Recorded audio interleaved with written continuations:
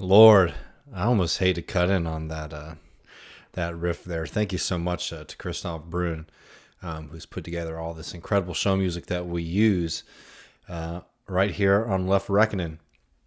Welcome everybody to this week's Griscom stream. I'm really looking forward to this one. Thanks everyone for coming in. Definitely happy to answer some questions, talk about a lot of different things with you all. This week, Thursday at 7 Central, we're going to be joined by Lance from the Surfs, who's going to talk to us about a very horrific story about over 200 bodies have been found at residential schools across Canada. And we're going to be talking to him about that, the inhumane genocidal system that built Canada, and also we'll also touch on a little bit some of the struggles that the left has had in the past with reckoning with and advocating for Indigenous issues. That's going to be a really insightful conversation. I'm looking forward to that. And I hope you all enjoyed last week's show with our friend Joshua. We were able to talk a little bit about the Keystone XL pipelines, very, very long-awaited demise, along with a little bit of stuff about psychedelics and all that kind of stuff they're interested in. Very soon too, we're going to be releasing a conversation with Megan Day as well. So a lot to look forward to, y'all. Well, I certainly want to talk in a little bit about sort of an excerpt from some work that Michael and I had been doing in the past, and talk a little bit about this book project because I know people have been asking about it. I also want to talk a little bit about Hall Draper as well as Sam Gindin as well. But if anyone has any questions in the chat, we can start off with. Definitely happy to take a couple of those on. If not, we'll jump into this TMBS book project. Well, let's see here. Pull this up then. So for y'all, for those of y'all who haven't heard, it's going to be a long process, but there's an intention now and a lot of movement around bringing together a book that tries to highlight some aspects of TMBS, primarily opening commentaries and things of that nature. Before Michael had passed, him and I had been working pretty hard on putting together a book on that subject. Because, we really were wanting to make sure that we would put a lot of intention into the way that we were covering things and talking about things. And we want to make sure that people had, had that kind of holistic understanding of like what the goal of the show was, so we were doing that work, summer of 2020. And obviously it's sort of been sitting there. I've been wanting to go back into it and sort of extract and take what I can from it. And to put some of these ideas on paper, really building out of things that were talked about on the show and writings that Michael and I have been doing together in private. So looking forward to that. And, I might sort of introduce an idea or revisit an idea from one of the videos that I really loved that we did, which was sympathy versus solidarity. So I'll talk about that in a second. But somebody has a question here. Eat vegetables. Good advice. Says, can you share how you and Michael were talking about laying out anti-essentialism, or whatever thoughts you can share? And hi, all of y'all. Kyle. Anti-essentialism in general. It was something that was really important, especially to Michael, in highlighting the work of Adolph Reed, somebody who he felt was just unjustly maligned consistently, which is probably a very fair, statement, just given the way that Adolph Reed is like a very serious scholar and oftentimes just gets painted in this very bizarre and unfavorable light. Anti-essentialism was really important to Michael and to myself as a concept, because the way that people use essentialism, basically flattens out class struggle, history, context, and also individuality. And, just very briefly for folks who aren't familiar with that, what we mean by anti-essentialism, it's a rejection of an idea that there are kind of preordained essences in us that make us act or think or be a certain kind of way. It's something that has for a long time been a hallmark of the anti-racist struggle, but very, very recently essentialism has been something that's sort of permeated a lot of a lot of movements against racism and white supremacy in a way that can be extremely harmful, because you create kind of false senses of similarity and community between people who don't share those, and it's used very, very effectively by neoliberals to try to create alliances between the poor and working class and millionaires and empire. And that's been sort of Adolph's Reed project for a long time. And Michael was very, very happy to have Adolph Reed on the show to talk about these things, because he was seeing that it was becoming more and more important. And one way to maybe vindicate that, or just to point out an example, look at the way that we had Marshall Steinbaum on TMBS last fall to talk about one. I can't remember the name of the report now, but a report that came out from Harvard's business school, that essentially was an anti-union document. And to make that argument about being anti-union, they invoked some of the failures of the New Deal, which we have a video which you can go and type in. I believe the title of it is, we have Toya Reed being interviewed as a scholar of that part of American history, basically saying that the problem with the New Deal actually was that it wasn't universal enough. Not that it was too universal, which is oftentimes the claim that's made by people who want to derail kind of basic social democratic reforms. I bring up this Harvard example because what they do there is they sort of talk about some of the historical issues of unions in the United States, to then say, oh, well, we need a new modern kind of form for workers to air their grievances, right? We need something that understands the issues of today. And they're very great at kind of nitpicking problems with, American history.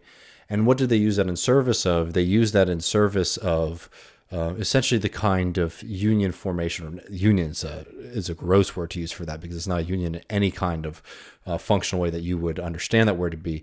They basically want to create like employee councils, which are just other places of surveillance for the bosses over working people, and also have none of the rights of collective bargaining, strikes, things of that nature.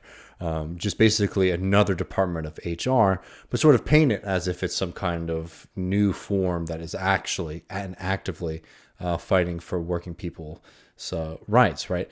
These are the kind of formations that Lyft and Uber use, and they're put forward by the company as an alternative to unions.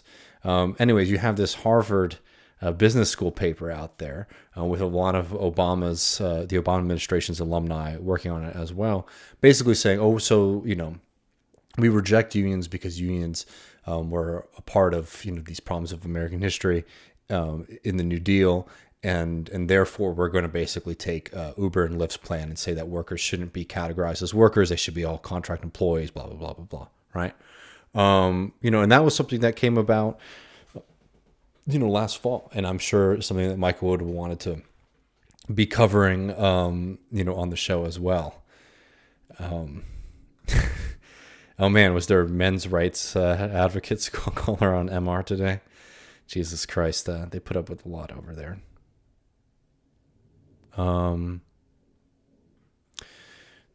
Charles Raintree says there's a fantastic conversation, despite bad audio, with Adolph Reed and the Field Sisters on YouTube. I'm telling y'all, reading Racecraft is something something that's well worth your time, and I think it's a great introduction for a lot of people who might be unfamiliar with these conversations and way of thinking about American history and race in American society. That's a great way to sort of introduce yourself to this kind of anti-essentialist perspective, because it is really important to sort of ground yourself in that, especially noticing, I know that like Michael cared about this one because it's important just to have better understandings of these systems so that we can combat them accurately. But also too, recognizing that, man, our opponents really, really have found a way to use a kind of essentialism to their own, for their own intentions, their own means. Remember the Pepsi ad, blah, blah, blah, right? And the thing that's so disgusting about the way that these corporations and our opponents try to phrase and frame these things is that they try to merge the continuation of infection of capital and commoditization of every aspect of American life. They try to tie that to the struggle of like racial equity and breaking through this extremely white supremacist nation and its history, right? They try to tie those two together in a really despicable way. And a lot of people aren't equipped to be able to tackle or to articulate why these things are a problem.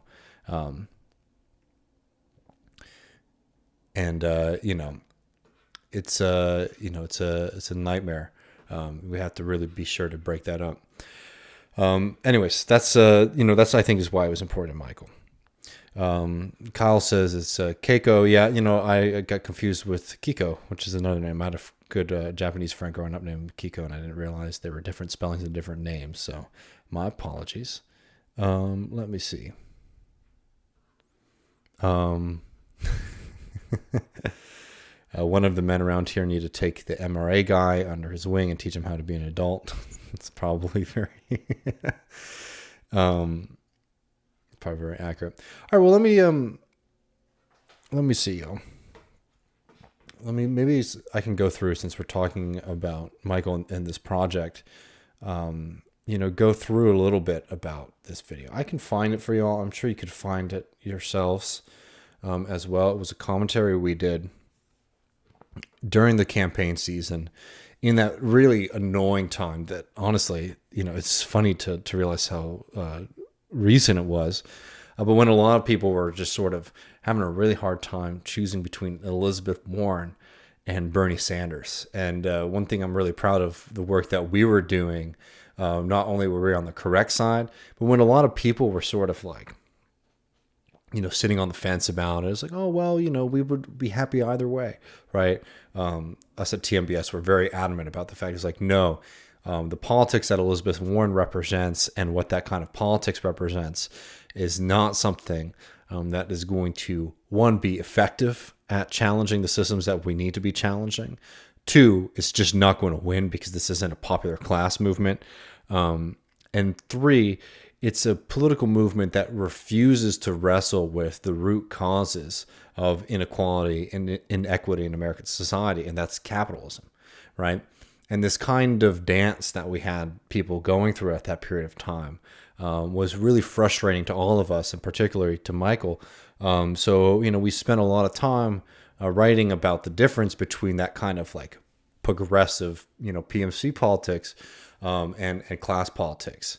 And I'm really happy that we did that. And as I've been sort of, in the early stages of putting together, examples and foundations for this book, going back to those kind of conversations makes things extremely clear and is a nice reminder that we were on the right path, not just in being correct, but like we can look the similarities between the kind of stuff that we were saying in like June 2020 was very similar to what we were saying in 2019.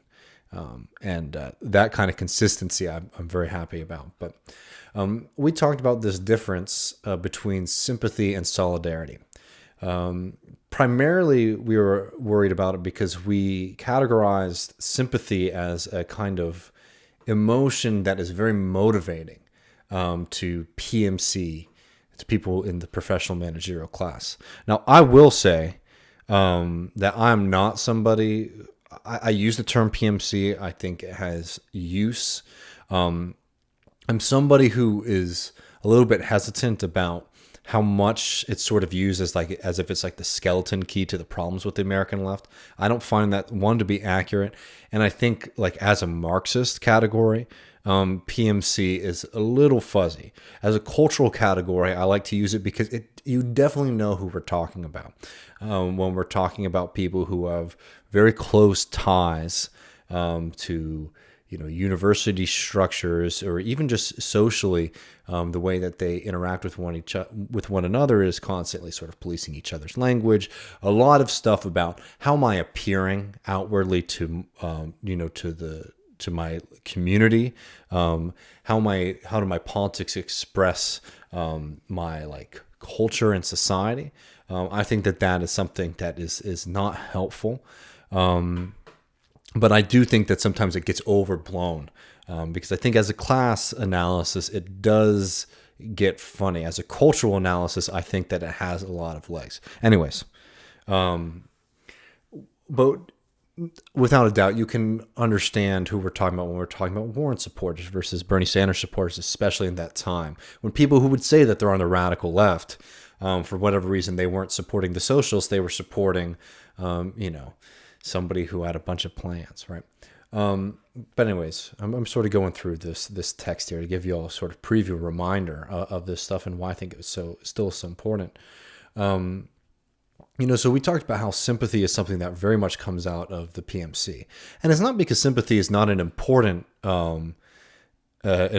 emotion for us personally, but it's a very different kind of political emotion than solidarity, which was something that the PMC very, very much rejects, right? You can see it in a kind of left-wing character, especially in the cities. They have this real fear of terms like unity, right? And you look at that, you see it a lot in philosophy. I mean, it's so annoying that the right-wing criticisms of postmodernism have almost poisoned the well. Whenever you bring it up, it's like people think you're talking about something else. It is a huge part of postmodern philosophy, this kind of rejection of class, not just because they thought that the era of socialism was over, but because they rejected any kind of category that could be used in broad strokes, because there's this fixation on particular and investigating and getting as smaller and smaller and smaller for your unit of analysis of society. That became the fixation intellectually, especially in the American universities in the 90s and 2000s in the humanities, right? And we're going to have a really in-depth conversation with this on Left Reckoning. I'm looking forward to it next month on a book that is extremely influential. I have very serious criticisms of, but it very much, I would argue, even if it isn't something that's read by a lot of activists on this kind of non-socialist but radical left, a book called Hegemony and Social Strategy by Ernesto Laclau and Chantal Mouffe, which, even though the whole time they're saying we're still Marxists, we're still socialists, the whole book is about rejecting class and rejecting any kind of totality or unity in politics. Something that is not only, I think, wrong, but it's extremely dangerous for the left to do, because one, I think it's incorrect analysis that we've entered into some kind of different form. Capitalism still operates as effectively as it did 100 years ago. And in many ways, its ability to exploit and extract has gotten even stronger. We talked with Jathan about how Amazon's, the Amazon shop floor, honestly, is the dream of harsh supervisors from the early 1900s, right? We haven't escaped capitalism. So this idea that we're going to break from class analysis is a historical mistake. But on top of that, is a huge political mistake, because it prevents us from being able to build the political constituencies that are necessary to challenge this system. Sorry, I just saw someone in the chat say, John says, Michael said something about PMC being more of a mindset than a class. And I agree. Yeah, and that's why Michael was a great person to interact with, because I'll tell you, my brain, I do need these concepts sometimes to be a little firmer. And I'm trying to, find a balance of that, because that's exactly what we're talking about. We know what we're talking about, but I just worry because it has become such a buzzword that sometimes it's used in a way that one. It's a little bit sloppy as class analysis, and two, it's like, oh, well, if only we got rid of like this cultural problem, these things would be solved, and that's not the case either. These things are cultural problems, but they originate in serious, political and philosophical issues. So we're talking about here is like this rejection of solidarity and unity. That's very much a part of this like American PMC movement, right? This anti-class politics left that becomes extremely entrenched in American politics, primarily in NGOs and in think tanks and political organizations in the really, really dark times in American politics when there really was no sustained class politics, socialist alternative to anything. For the most part, it was small groups arguing amongst themselves, in no way showing up on the political arena, right? So they entrench themselves, but they never have a popular movement behind them because this isn't a popular class, right? This isn't like saying, oh, I'm standing for working class people. Like, you can recognize what that means, even if constructing and building class consciousness to enact the power of the working class is a task. You understand what we're talking about there. But this kind of ethereal, new left that rejects class as the center of political organizing, they're difficult to pin down. And it's because they do reject these ideas of unity and totality as philosophical constructs. But even more importantly, we argue here in this text that they also reject solidarity. To graduate from capitalism and to move to a post-capitalist world, we have to have a class that is able to organize itself both nationally and internationally against an international system and an entrenched system. And to do that, you're going to have solidarity. And honestly, this goes well with talking about anti-essentialism earlier. To be able to have solidarity, it means by definition organizing and being part of political movements with people who are not like you. Not just in their, they don't share all of your perspectives, they don't share all of your culture. And understanding that we can build on this common front to be able to confront a system that is massive and is deeply entrenched in our society. And especially when you're talking about the working class, which is in conflict with itself. We talk a lot about class conflict between the rich and the working class, between the bourgeoisie, the ruling class, whatever you want to call them, and the working class, and forget that the working class is in struggle amongst itself. And those are things that are very, very much developed and cultivated by our opponents because they know that it's good. If you can have different tiers of workers, right? If you have an underclass of workers who are hyper exploited, then you have another class of workers who are exploited, but not as, they know that there's people who are worse off in the system than them. And then you have workers who are like the highly privileged workers who a lot of people consider to be the PMC, who recognize that, there's a system that, they're not on the top of, but they have it better than a lot of other people, so maybe they shouldn't complain, right? Understand that all of those different layers of the working class, right? Different people, different experiences, different struggles. Our society right now is designed to keep those classes in conflict with one another. So to build a kind of politics of solidarity, you have to accept that we're going to be breaking down a lot of those barriers, and it means organizing and working with people who just aren't like you. And a lot of people will have a real hard time with that. And especially in that early Bernie Sanders campaign of 2020, the second run, had a really hard time being able to imagine a politics that was going to be able to motivate people from Brooklyn to Alabama, right? And a lot of people still haven't learned that lesson or are not comfortable with figuring out what that kind of movement would look like. But certainly the Warren people, who just got destroyed everywhere, had no conception of this. And this is the context of this talk here that I'm sort of working off of for Michael. So we have the only way that we can, tackle capitalism, which is, hyper entrenched, is in a really incredible period right now of its ability to hyper exploit working people, but that is also fearing and recognizing that has cracks within its own system of overproduction. A great example of what overproduction looks like is what happened with the oil and gas markets during the pandemic, where, they were paying people to store oil because it just wasn't profitable for them to have it, right? That's what an overproduction crisis looks like. And we've been seeing signs that this has been happening globally for a long time now. And it's only, increasing. So that means that where you have the ability to, as a capitalist, you need to be putting your thumb down even harder in your ability to exploit people, right? Anyways, to address the system, you have to have a class-based internationalist movement, right? And that means that you're going to need solidarity.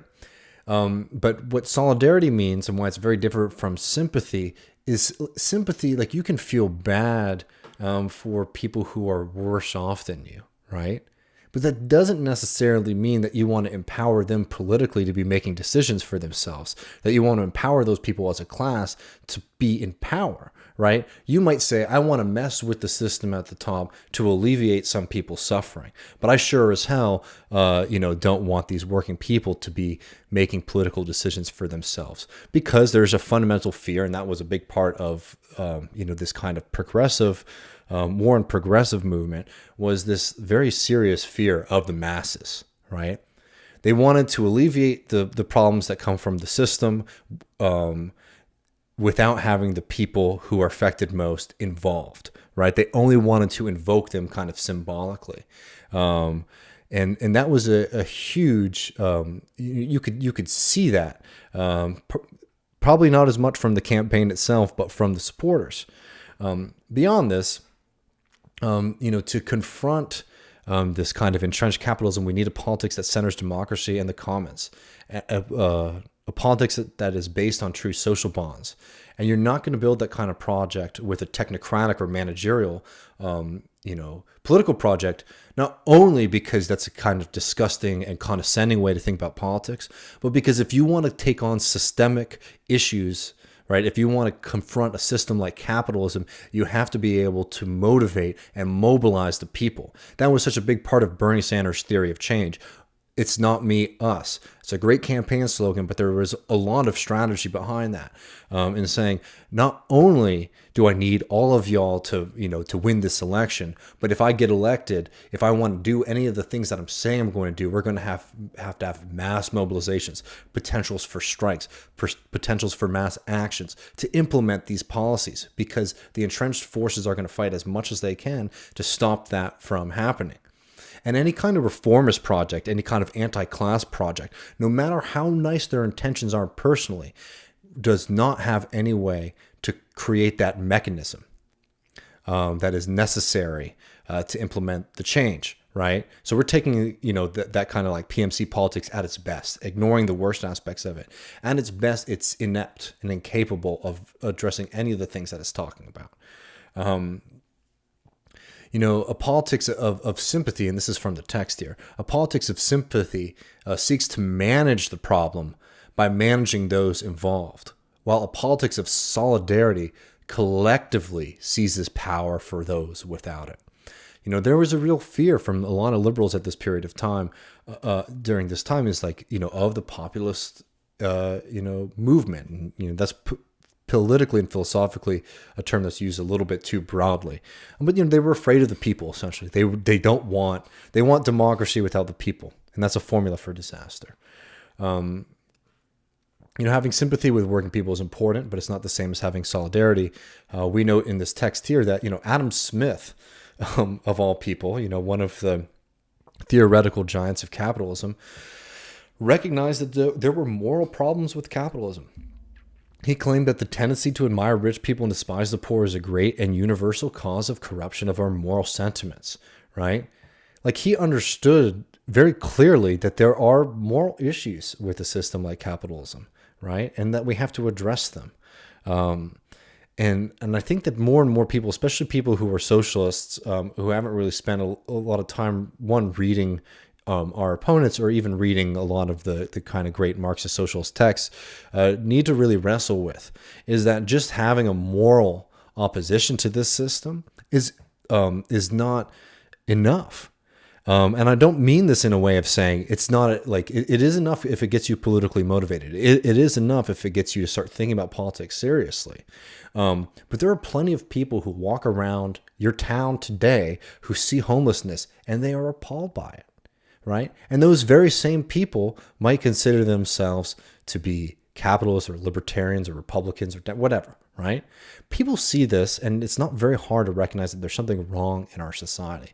And I think it's important sometimes that we don't fall into this trap of thinking that just having any kind of moral opposition to this society necessarily means that people are recognizing the problems with capitalism, because you can think that there's a problem of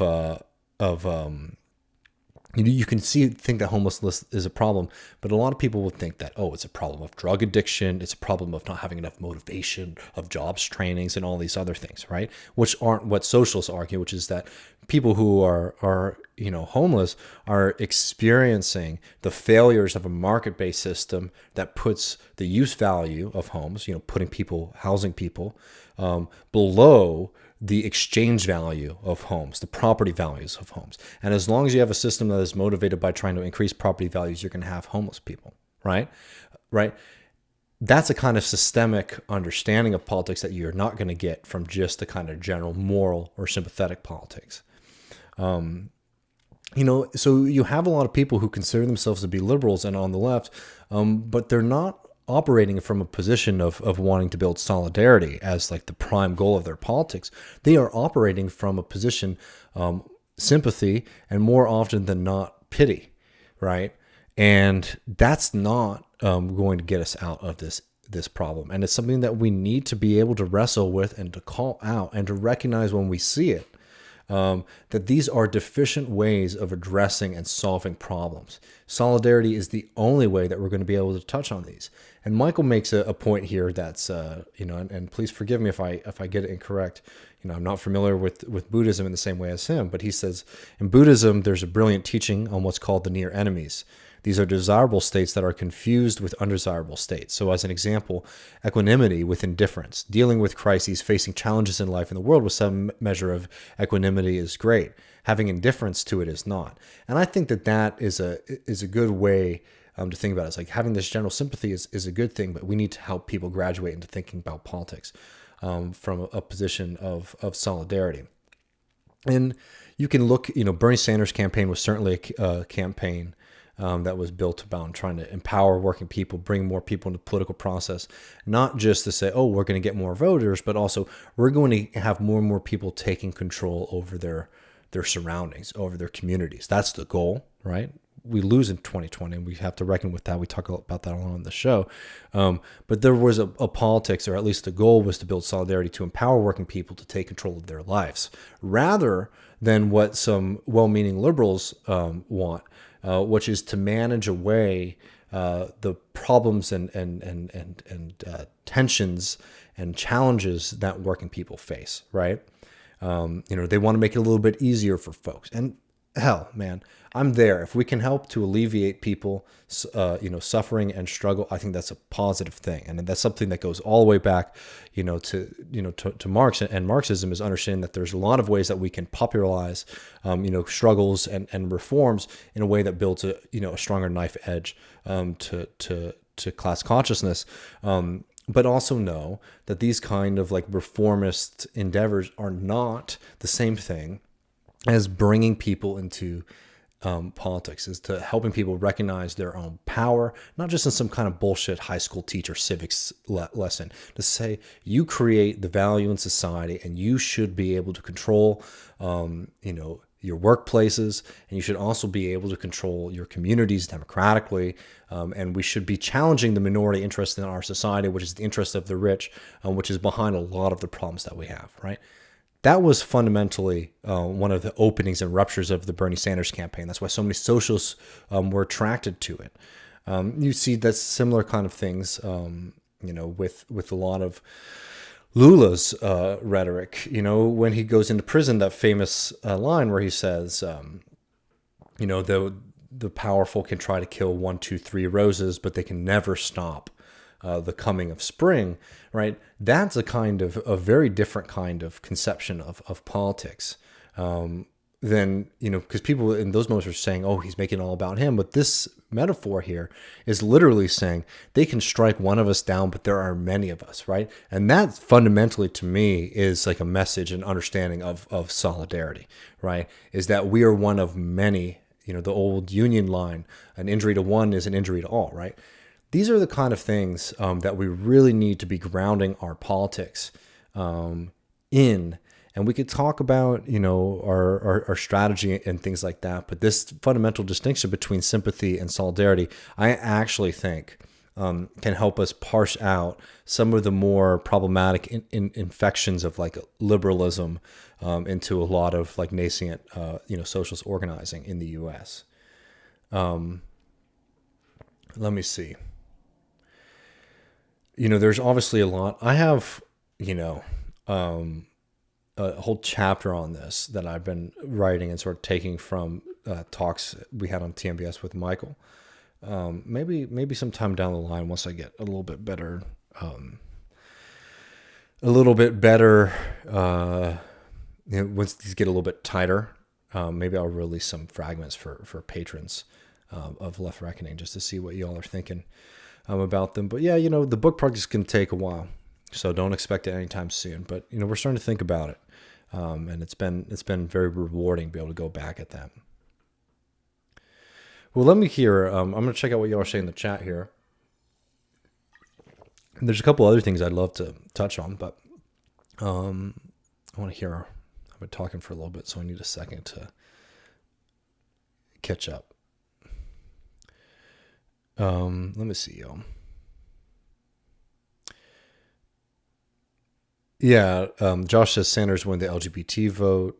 And I met PMC types who just couldn't get why a 50-year-old gay guy on HIV meds and a 20-year-old trans kid who can't afford hormones might want Medicare for all. Well, yeah, I think that's something when you're sort of doing politics and not being involved in a material way, but only as a kind of example, as like an expression of like your identity and even more than identity, more of like an expression of like your individuality, I think, versus the way that most of us, if we do vote at all, vote, which is to try to make sure that, your family doesn't get evicted, or that, if you get sick or someone in your family gets sick, that everything doesn't fall apart.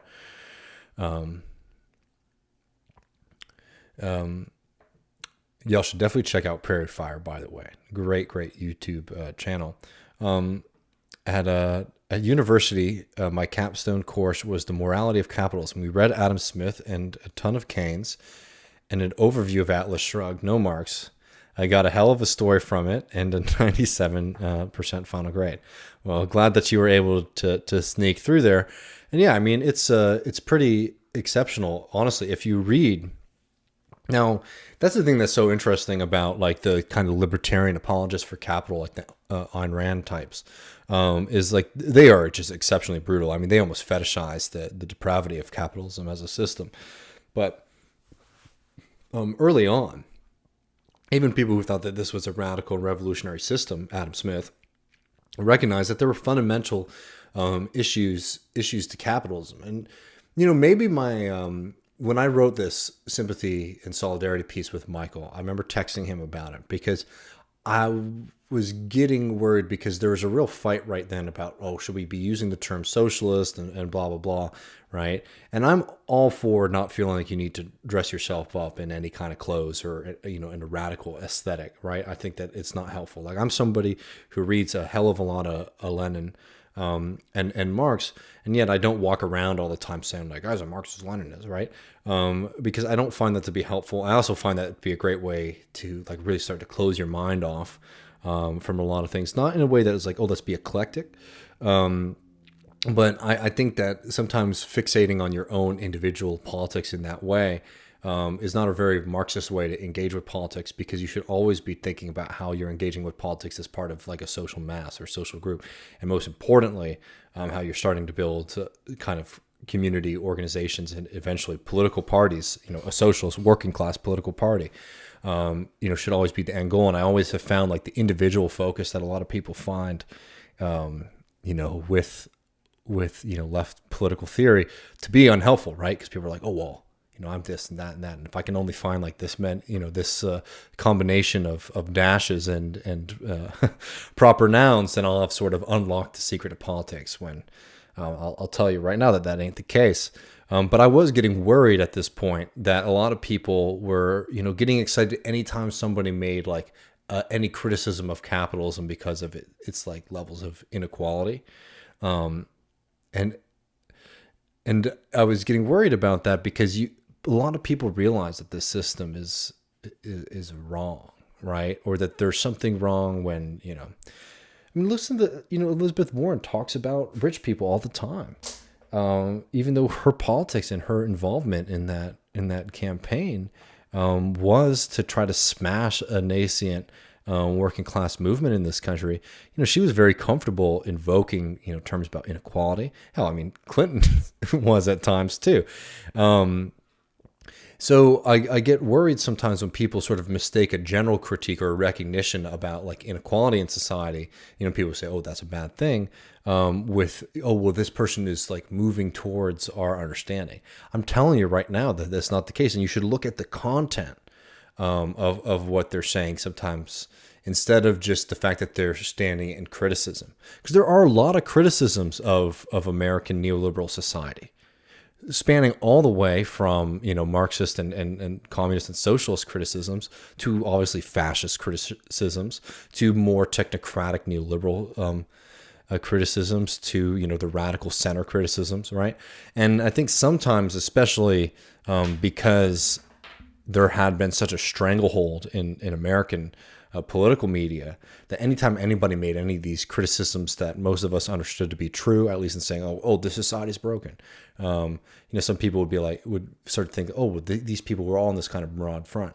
Andrew Yang's another great example of that. And Jesus Christ, I'm not paying attention to the New York race other than the top headlines stuff, so I'm not sure the status of it right now. But he's only exposed himself for what his politics always would have been if he came anywhere close to the presidency. But you had all these people who thought, because he was talking about automation and unemployment in the United States, that he was sort of representing some kind of political break. Wasn't the case at all. So anyways, I brought this up to Michael, the sympathy and solidarity conception, because we were thinking that it would probably be a good way to highlight that, like, these things can come from genuinely good places, to be disgusted at inequality in society, to be disgusted at racism in society, to be disgusted at war in society. But making the hard call sometimes, and don't be annoying about this, obviously, that that's not enough. It's not enough, especially if you want to be in politics or be involved in politics. They're very different kind of end goals, because we're never going to have a society, and God, I would fight against it with every fiber of my being, where we have just, a bunch of like people who have read all the studies, reconceptualizing American society from the top down. That ain't how it works. At least it's not how it works in a way that will be beneficial for working people, because the only way out of this mess that we're in, that will get us to in a positive direction, is going to be to have working people take control of their lives and their workplaces and their politics. And there are some political movements that consider themselves to be on the left that are very much against, free market capitalism and, the kind of Republican sense, and even Bill Clinton austerity. Or hell, even Obama, second wave Clintonism. There are people who are opposed to those, and they consider themselves to be of a left flank.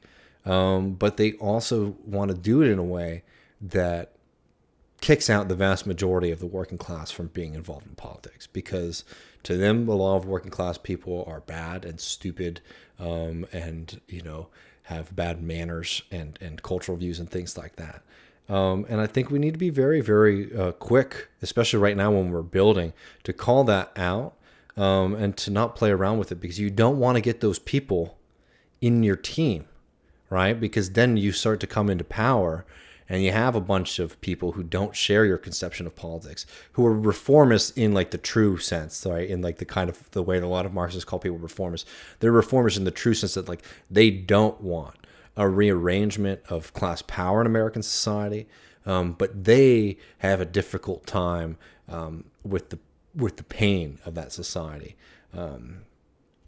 So I mean, it's like it's like, you know, I don't want to get into like a vegan, vegetarian, you know, meat eater thing here, but it's like there are some people who are uncomfortable with, who eat meat, but they're uncomfortable with killing animals, right? Or hunting or things like that, right? And I think that that's something that, you know, personally, and I think philosophically, you know, you should wrestle with the fact that if you eat meat, that, you know, that things die. And, you know, it's something that I've experienced in my life. You know, I grew up, you know, I lived on a little ranch. I've seen, you know, I've hunted, right? All these kind of things, right?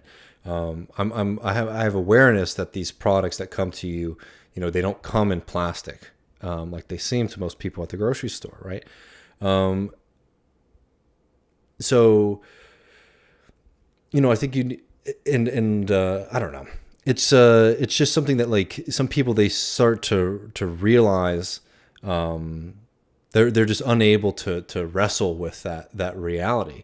And it's like, I don't know, it's like a very like, you know, upper middle class thing. It's like they see that there's poor people, so they want to make sure that some things can be done to address the suffering of poverty, but they don't want to eradicate the class system in general that they've benefited from. Let me see. How do you differentiate? Jesus Christ. How do you differentiate solidarity and empathy? I mean, the difference between solidarity and empathy, like the point of talking about sympathy and even empathy, I'll throw in there, is not to say that these are bad emotions, right? But that in and of themselves, but solidarity so far and clearly exceeds them as a political motivation and a political goal, that it's like immoral, or, you know, I don't want to be too over the top, but like it's incorrect to be motivated by those two other things, especially when there are political movements that are fundamentally about solidarity. The difference between empathy, you know, and these things is like, okay, I can understand somebody else's pain, and in that you recognize that there's difference, right, between you two, and that's great, right? That's recognition, and a lot of people, and there are a lot of movements that just are their final goal is to be recognized, but in the terms of class struggle, solidarity is something very different, because what solidarity does is you have this recognition that, look, I'm from, you know, I was born in Austin, Texas, and I spent a lot of time in South Carolina, and I told stories about, you know, kind of like cross-racial experiences that I had working on the, you know, when I used to pour concrete, you know, for a living. And those are incredible moments growing up in, you know, Southern society where there were these kind of divisions, you know, of, wow, our shared experience as working people far exceeds any bullshit that gets pumped into us from society. And these are my friends and my brothers and my comrades. And we share this kind of unity, right? There's that possibility, like that's, you know, been something that I've experienced in my life that's been very powerful, and that's solidarity. It's also the recognition that, like, look, I don't have the same experience as a Bolivian working person, right? At all. And I recognize that difference, and I don't sit here and say I'm going to speak for someone else, but I do recognize that we are all in the same class position against a global elite that has exceptional powers, and our struggle is a shared struggle, right? A victory for working people in Bolivia is a victory for me, in the same way that a victory in the United States of working people is a victory for working people in Bolivia, right? Understanding that kind of unity of class, right, That's what solidarity functionally is about. While empathy and sympathy are great human emotions, right? But they never can exceed themselves. They can never exceed the individual into this really powerful unity that we have as a class that I think is a very exceptional and beautiful thing. Let me see.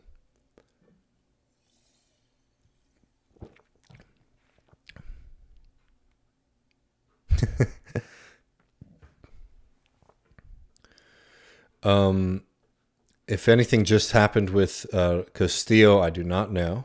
I'm reading questions now. Yeah, Champagne Comunista says, solidarity means I'm ready to stand with you and fight with you, even though I am not you, right? And I think that that's something that there's a lot of currents of American liberalism right now that very much are like anti-solidarity. I don't,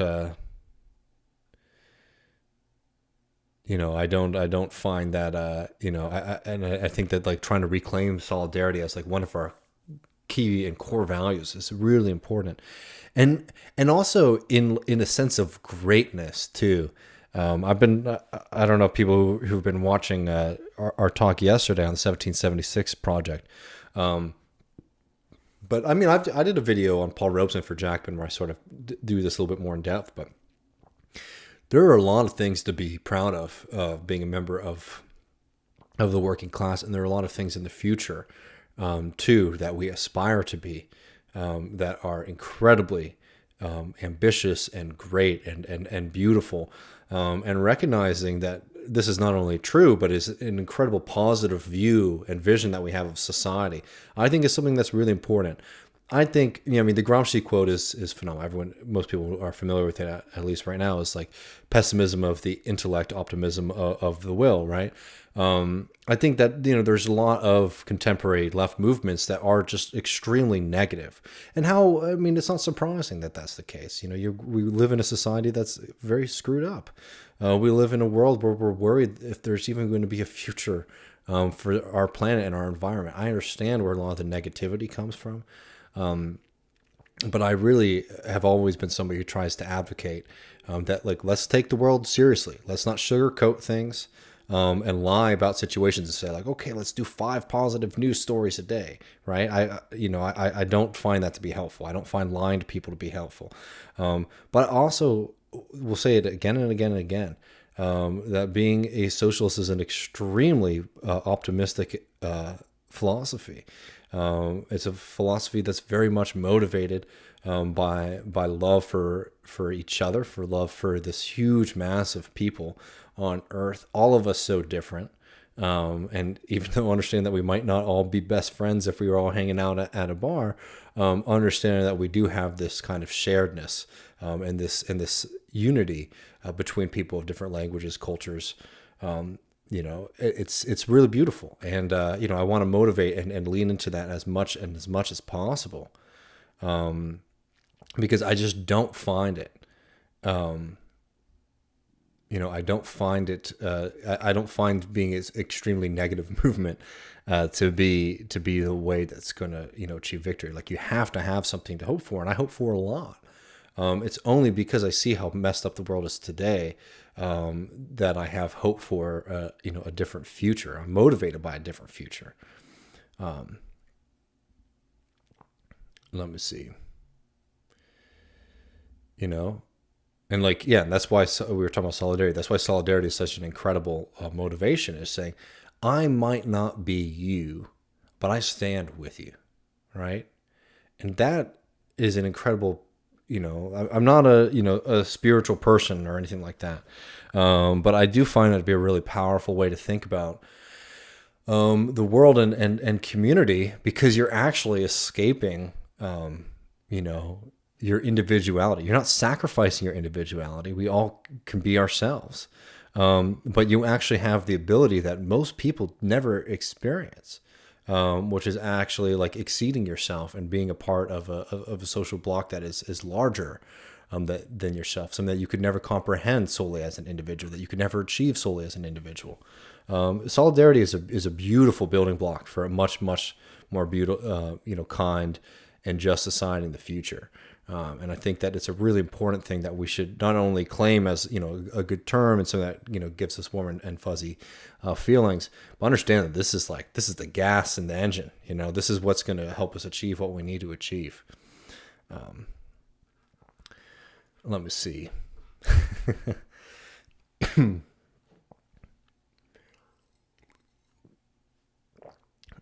I'm happy to take maybe a couple more questions if anyone has them. I didn't get to it. Maybe I will do something with it on Thursday or maybe next week. But there's a couple pieces that y'all should definitely check out.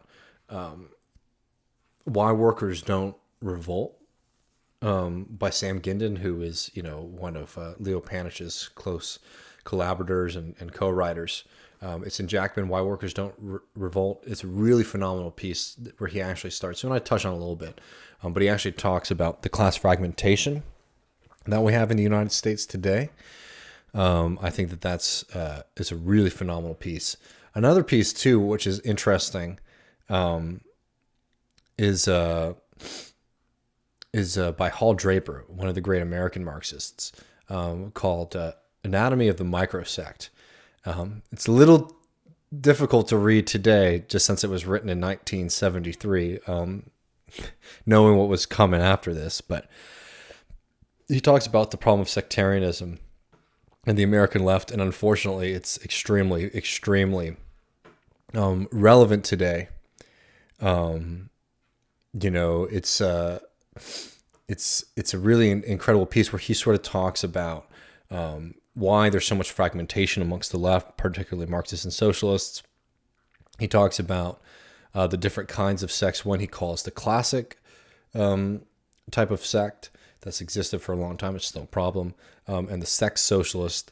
It's a really interesting piece. I don't think we're gonna have time to get to all of it today, but it's a really interesting piece, and I'll try to do something with it in the future. Y'all should definitely check it out.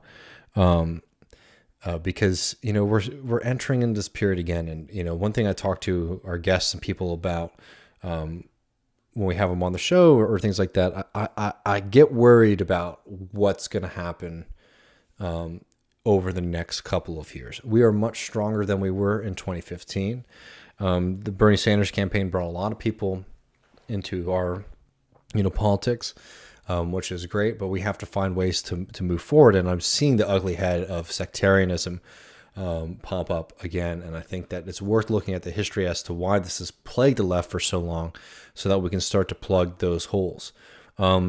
Because, I think that when people talk about sectarianism a lot, they, and fairly, they focus on like the more hilarious, like Trotskyist, like sects and Stalinist sects and all these people who are just like, I'm going to go and find like the one true Marxist Leninism, me and my three friends in Michigan, right? No connection to the working class, but just produce an incredible amount of pamphlets attacking other groups of people in Missouri, other sects of 5 people, right? We're seeing that today, and that's never really gone away, right? And I think a lot of times when we talk about sectarianism, we focus on those groups, and it's like, yes, but also there is a sect that has done extreme damage to the socialist movement, not because it's been marginal, but because it's been powerful, which have been the kind of reformist social democracy movements, not the people who represent the the working class movements,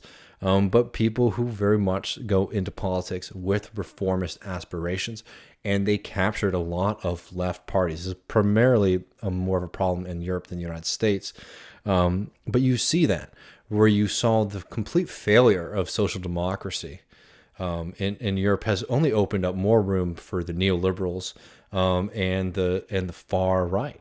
The Labor Party has severed, for the most part, its connection with working people. The traditional left parties in France and Spain have severed those connections, right? And that's what happens when reformists, another kind of problem for the left, take power, right? And these two groups, as far apart as they might seem, act in concert with one another in a way that is extremely unhelpful. the true Marxist understanding of for example, reforms is we can use things when we see politics and particularly new political questions and fights that are happening that are mobilizing large parts of the working class. We can use this to do political education, and we can use this to achieve stronger footing for the working class so that it can, stand up for itself and improve its conditions, and eventually be able to, create the conditions of being able to rupture and break and create its own political party that's able to stand on its 2 feet. Right. And political party, too. Remember, we're not just talking about the stupid kind of ways like who's on the ballot. Right. Actual organizations that unify and coordinate activity from the working class. Like that's what a political party really means in the socialist and Marxist definition. It's very different from the kind of like just American poli-sci understanding of what a political party is, right? The point of like if the shop union, a union that says, okay, we're going to unionize like the metal workers, unionizes a small part of the working class, right? And then you have like across industry unions, which incorporate working people, across certain industries, right, and start to give them a consciousness of togetherness and union and unity. And then you have class unions, right, which get working people who are members of that union just think of themselves as a part of a unity. The political party, the potential of the political party is that it exceeds all of these, and it becomes the organ, the tank of the working class to sort of break down our enemies and achieve state power, right? The political party is extremely important, and it really is. And I saw somebody ask about the duopoly in the chat. So I've done a lot on this. You can check out videos about we need a new political party. I think you can check that out, and I'm happy to do more conversations about it because that is the real question. But you have to understand that the political party that we need and we need to be building right now is something very different from just like a younger Green Party, right? Or like a true, like with no phonies Democratic Party, right? No, we need a party that operates in a very, very different way than political parties tend to operate in the United States. Which is a class-based party. And the point about this, and the reason this is so difficult, and this is why you see so much sectarianism, is that people think that you're going to just be able to build it and you're going to be able to write the perfect platform and then the people are going to show up. And I'm telling you right now, that's not the case. We have lived through hundreds of years of capitalist exploitation, despite the fact that there have been the ideas of liberation out there. The Communist Manifesto ends with the famous line, workers of the world unite, you have nothing to lose but your chains. It's 2021, right? And I don't think this is an argument that is saying that Marxism is incorrect, that the communist horizon has ended, right, or anything like that. But this kind of like self-actualization conception that some people have of politics, particularly socialist politics, has been proven to be wrong. You can't just expect one day that all of the working people are just going to show up and and there's going to be a revolution, right? These things take mass organization, but also organic organization. And the job of socialists is to continue to cultivate the conditions and the realizations and the organizations that can move this struggle forward. Some people get pissed at me when I talk about this and think that I'm saying you need to wait 100 years to do this. I'm never, ever, ever saying that. But what I'm saying is that there's a lot of conscious work and effort that goes into this kind of stuff. These things don't just spring up. You hear people talking about things like general strikes, right? Or they'll look at mass protests in other countries and they'll act as if like everybody just woke up one day and walked down the street. No, these things came from coordination and building relationships and communities and structures. And of course, there were outside factors that only mobilized and motivated people to say, oh, you know what, that guy down the road or my neighbor or my coworker who's been talking about, participating in politics and this kind of thing, you know what, they're right, and I have to get involved. Of course, there's spontaneity that goes into these things, but it's not spontaneity in the absence of actual organization. And so all these questions about like, what do we need to do about a political party, blah, blah, right? You have to understand that we have to be laying the groundwork to build the political party. You can get a damn website and create the perfect, the coolest logo. And we get these all the time. People sending me these things, right? Oh, I've created a cool logo and like, here's my 10 points of unity. Like I have started a new political party. It's like, no, you haven't. You made a website, for maybe you and a few of your friends to hang out on. And look, everything starts small. I'm not saying don't try things, but I'm saying understand that these things take a lot of work. And I think looking to what's actually happening with the class, rather than just the left. And I think that's a distinction that some people struggle with. There's a difference between the class, the working class, and the left, right? The hope is to be able to merge those two things, but as of right now, they aren't one and the same thing. And when you're trying to look at how we should be engaging in politics, how we should be building political organizations that can eventually win, right? You should start to look at what is happening with the working class in your country or globally, right? And say, okay, what are people fighting about right now? What are they needing? What was the Bolshevik slogan, right? Was peace and bread, right? Or is it land and bread? Simple things that were speaking to people's desires at that moment. It only later became all power to the Soviets when the Soviets began to collectivize power, right, and start to show themselves to be an actual legitimate alternative, to the previous regime, right? And I think that some people really mistake these things and think that it's like, oh, well, just one day they came up with the cool thing and they were radical enough and everybody flocked to them. It's like, no, these things developed, out of actual material developments within the working class as a whole. And I think so to sort of, I'm sorry I didn't give you the answer if you wanted it to the question about what should we do to break the duopoly. Well, we have to fight and we have to organize and to look as to what the class is doing instead of just hoping that us being able to make the most radical pronouncements that people are just going to show up. And thanks so much, Harsha. I hope I pronounced your name. I always appreciate y'all's chats. Champagne Communista says solidarity with all of existence. Let me see.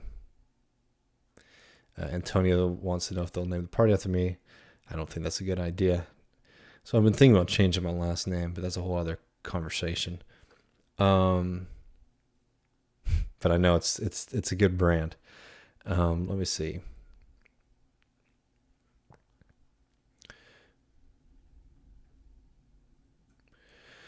Do you mean we need a party that starts offering services and creating social structures independently? No, not necessarily. And I don't want to, peace, land, and bread. There we go. I do not want to step, foot first into this debate that people have within DSA, which, I'm not involved in those debates or conversations, about, things like mutual aid. I think these things can be very beneficial. I'm all for helping your neighbors out and building community. I think that's great. But I think at the end of the day, the struggles and things that we're targeting are much larger and things that we should want to seize if we can, rather than just building, a complete alternative. I don't find that to be a very feasible way to take power. I think that one of the fundamental challenges is doing political education. And I don't just mean that because like, oh, we can have like high level conversations about cool and interesting theories. I'm saying that one of the fundamental goals of socialists has to be class rooted, and building a class rooted politics means helping people recognize their circumstances. And in that level, political education is some of the most important work that you can do, because it provides us with the tools to be able to build those organizations. So when we're talking about building community and things like that, I do think that doing serious political education work is critical to that.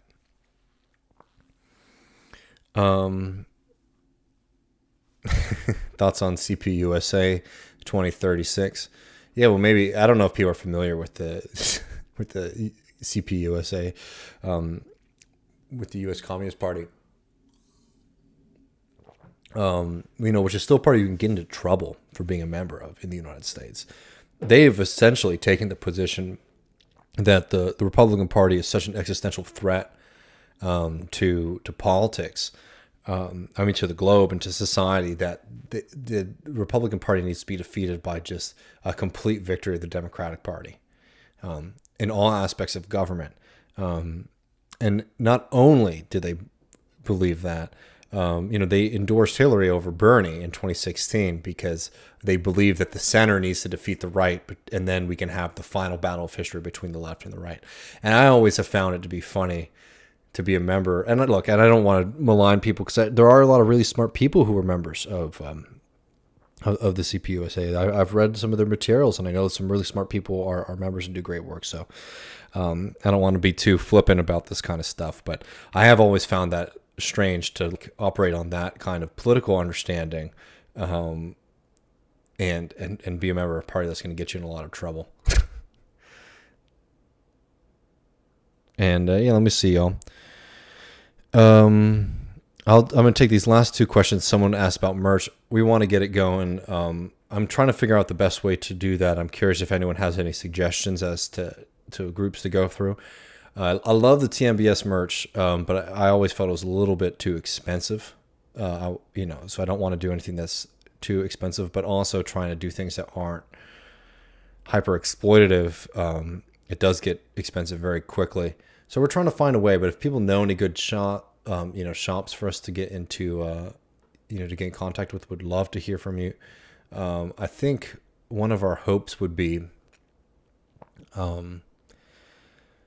to maybe do a kind of like basic tier, and then maybe a fancier tier, so that we could hire and employ some people who are doing who aren't just doing basic prints, and get like a print shop that's actually creating like really interesting pieces that might be a little bit more expensive because we'd be using union labor and all that kind of stuff, but also to have things that anybody who is interested in picking something up could afford it too. But I'm always curious. I'm not an expert in this stuff, so please let me know. And last little thing, how do you stay above internet drama as LR gets bigger? Will you be able to avoid it? I mean, we try to avoid it just because I think a lot of its stuff is just not worthwhile. And if anything really comes up that it's becoming like a theory, like we talked about Force the Vote, but we talked about it a little bit later because it became clear very quickly that this was less about like a material struggle or political movement, and people having ideas and disagreeing about them. And when it got to a point, where we had to address it, we did. But for the most part, we avoid these things not out of fear. And I think the thing that's tough for me, too, if I'm being completely honest, is like I did not grow up like a lot of these other people who do this did. I'm just saying, I'm a nice guy, but like I don't take very kindly to people shouting their, talking shit, and saying the kind of things that some people say. So I will say personally, I avoid these things too, because I do have my hand on the trigger in a rhetorical way, sometimes.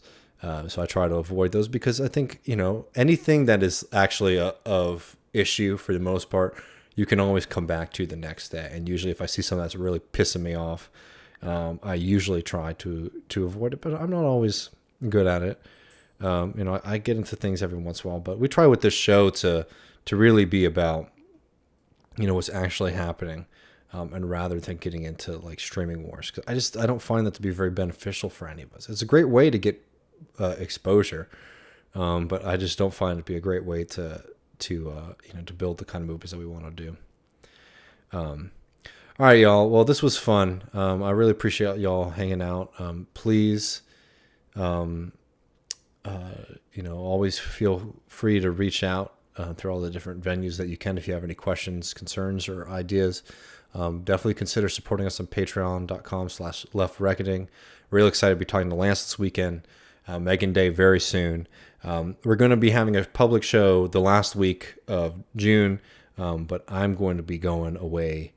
I'm going to be going camping for a while, about a week. So I'm going to be gone that last week, but we'll be back. And I believe in July, we're going to move our weekly show to Wednesdays at 7 Central. I am sorry to be heading out. I'd love to hang out a little bit longer, but I need to have a big glass of water. Thank you all so much. I appreciate